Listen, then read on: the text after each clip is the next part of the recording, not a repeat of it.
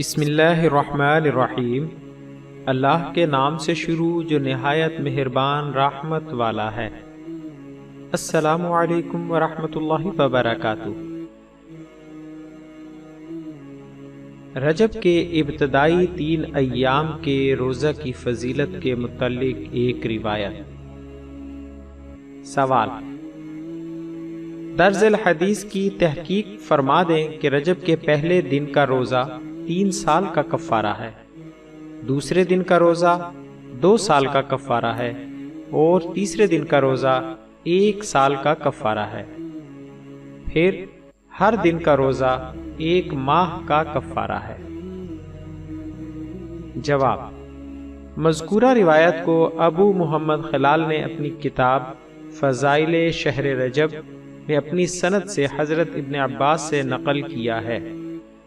اس روایت کے متعلق علامہ عبد الرؤف مناوی رحمہ اللہ فرماتے ہیں کہ بہت ہی ضعیف ہے، لہٰذا اس روایت کے بیان کرنے سے احتراز کیا جائے۔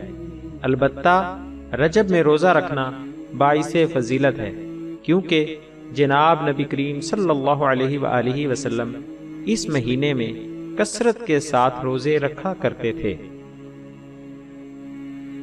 سوال: رجب کے چاند دیکھنے کی جو دعا ہے کیا وہ ضعیف حدیث ہے؟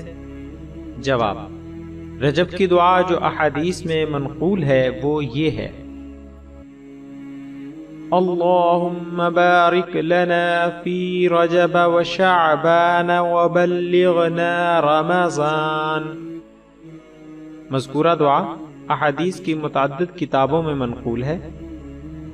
بعض ائمہ احادیث نے اس کی سند میں کلام کیا ہے اور اس کے بعض راوی پر ضعف کا حکم لگایا ہے، تاہم فضائل کے باب میں اس درجہ کا ضعف قابل قبول ہے، لہٰذا اس دعا کو پڑھنا درست ہے۔ البتہ نبی کریم صلی اللہ علیہ وآلہ وسلم کی جانب اس دعا کی نسبت میں احتیاط کرنی چاہیے۔ جزاک اللہ خیرا۔